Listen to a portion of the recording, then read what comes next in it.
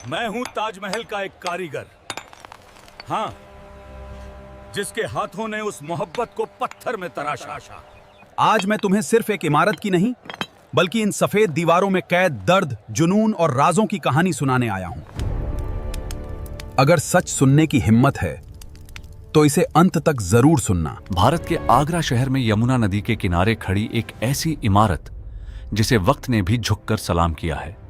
दुनिया इसे ताजमहल कहती है, लेकिन हमारे लिए यह सिर्फ एक मकबरा नहीं, बल्कि पत्थर में कैद एक चीख है, एक ऐसा आंसू जो 400 साल पहले गिरा था और आज भी सूखा नहीं है।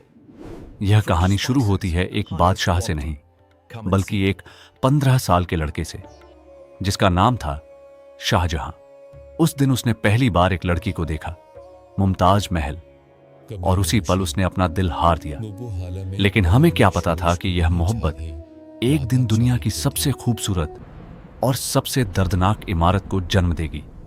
साल 1631, वह दिन जब मुमताज महल ने इस दुनिया को अलविदा कहा, और उसी दिन एक बादशाह टूट गया। कहते हैं कि उस रात शाहजहां ने खुद को कमरे में बंद कर लिया था। 8 दिन तक ना खाना ना पानी, सिर्फ सन्नाटा और रोने की आवाजें। जब दरवाजा खुला तो एक बादशाह नहीं, बल्कि एक टूटा हुआ इंसान बाहर आया, और उसी दिन एक फैसला लिया गया, एक ऐसा मकबरा बनेगा जो वक्त को भी चुनौती देगा। साल 1632 हमें बुलाया गया, दुनिया के हर कोने से, फारस, तुर्की, समरकंद और हिंदुस्तान के हर हिस्से से 20,000 से ज्यादा मजदूर, सैकड़ों कारीगर, और हम सबके ऊपर एक ही जिम्मेदारी, एक ऐसा ख्वाब बनाना जो जन्नत जैसा हो। लेकिन सबसे बड़ी चुनौती क्या थी? जमीन। यमुना नदी के किनारे की नरम दलदली जमीन, जहां इतनी भारी इमारत खड़ी करना नामुमकिन था। लेकिन मुगल इंजीनियरों ने हार नहीं मानी। उन्होंने जमीन में गहरे गहरे कुएं खोदे, सैकड़ों कुएं, और उन्हें पत्थरों और लकड़ी से भर दिया ताकि नींव मजबूत बन सके। आज भी मॉडर्न इंजीनियर इस तकनीक को देखकर हैरान रह जाते हैं। फिर शुरू हुआ असली काम, पत्थरों का सफर। राजस्थान के मकराना से सफेद संगमरमर लाया गया, जो इतना शुद्ध था कि चांदनी में चमक उठे। लेकिन समस्या थी 400 किलोमीटर की दूरी, ना ट्रक ना ट्रेन, सिर्फ हाथी और इंसान। लगभग 1000 हाथियों की फौज, भारी भरकम बैलगाड़ियां और हजारों मजदूर दिन रात चलते रहते थे। आगरा पहुंचने के बाद भी काम खत्म नहीं हुआ।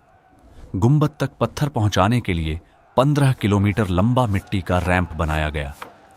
हम उस पर धीरे धीरे पत्थर ऊपर ले जाते थे।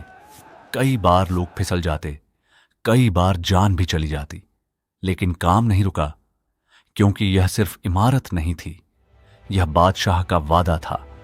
लेकिन क्या तुम्हें पता है, ताजमहल सिर्फ सुंदर नहीं है, यह एक इल्यूजन है। जब तुम मुख्य द्वार से अंदर जाते हो तो यह छोटा दिखाई देता है, और जैसे जैसे तुम आगे बढ़ते हो यह बड़ा होता जाता है। यह हमारी आंखों को धोखा देने की कला थी। चारों मीनारें सीधी नहीं हैं, हल्की सी बाहर की तरफ झुकी हुई हैं, ताकि अगर भूकंप आए तो वे बाहर गिरें, मकबरे पर नहीं। यह सुंदरता के साथ साथ सुरक्षा का भी कमाल था। दीवारों पर जो फूल दिखते हैं वे पेंट नहीं हैं, वे पत्थर हैं। 28 तरह के कीमती पत्थर अफगानिस्तान, तिब्बत, चीन, श्रीलंका, दुनिया भर से लाए गए।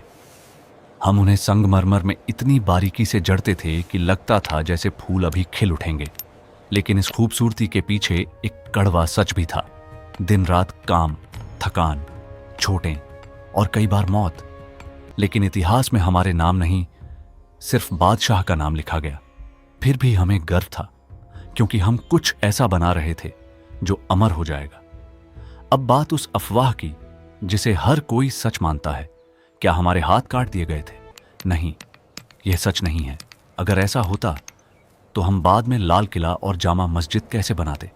सच यह है कि हमसे एक वादा लिया गया था कि हम ऐसा काम कहीं और नहीं करेंगे, और बदले में हमें जिंदगी भर सुरक्षा दी गई। लेकिन कहानी यहीं खत्म नहीं होती। ताजमहल के नीचे 22 कमरे हैं, बंद कमरे, जिनके दरवाजों पर ताले लगे हैं। कोई नहीं जानता अंदर क्या है। कुछ लोग कहते हैं वहां राज छुपे हैं, कुछ कहते हैं वहां इतिहास दफन है और कुछ कहते हैं सच इतना खतरनाक है कि उसे छुपाना जरूरी है। साल 1657 ताजमहल लगभग पूरा हो चुका था, लेकिन मुगल सल्तनत में तूफान उठ चुका था। तख्त के लिए जंग, और इस बार दुश्मन कोई और नहीं बल्कि खुद का बेटा था, औरंगजेब। उसने अपने ही पिता को कैद कर लिया, आगरा के किले में एक ऐसे कमरे में जहां से सिर्फ एक चीज दिखाई देती थी, ताजमहल। कहते हैं शाहजहां हर दिन घंटों उसे देखते रहते थे, वही इमारत जो उन्होंने अपनी मोहब्बत के लिए बनाई थी, अब वही उनकी आखिरी याद बन गई थी। वक्त बीतता गया और एक दिन 1666 की ठंडी सुबह एक बादशाह ने आखिरी सांस ली। उसकी नजरें यमुना के उस पार थीं जहां उसकी मोहब्बत सो रही थी। आज जब तुम ताजमहल देखने जाते हो तो जो कब्रें तुम्हें दिखाई देती हैं वे असली नहीं हैं। असली कब्रें नीचे एक साधारण कमरे में हैं जहां ना हीरे हैं ना सोना, सिर्फ सन्नाटा है, क्योंकि मौत के बाद बादशाह और फकीर में कोई फर्क नहीं होता। लेकिन एक बात आज भी सवाल बनकर खड़ी है, क्या ताजमहल सिर्फ प्यार की निशानी है या यह एक ऐसी कहानी है जिसमें दर्द, राजनीति और बलिदान भी छुपा है? मैं हूं ताजमहल का कारीगर। मैंने इस जन्नत को अपने हाथों से बनाया, लेकिन इसकी हर दीवार में हमने अपना पसीना और कुछ ने अपनी जान भी छोड़ी। आज लोग इसकी खूबसूरती देखते हैं, लेकिन हम उसकी कीमत जानते हैं। अगर आपको यह कहानी पसंद आई हो तो वीडियो को लाइक करें, चैनल को सब्सक्राइब करें, क्योंकि इतिहास के ऐसे ही छुपे हुए सच हम आपको बताते रहेंगे। और अगली बार जब आप ताजमहल देखें तो सिर्फ उसकी खूबसूरती नहीं, उसके पीछे छुपा दर्द भी महसूस करें।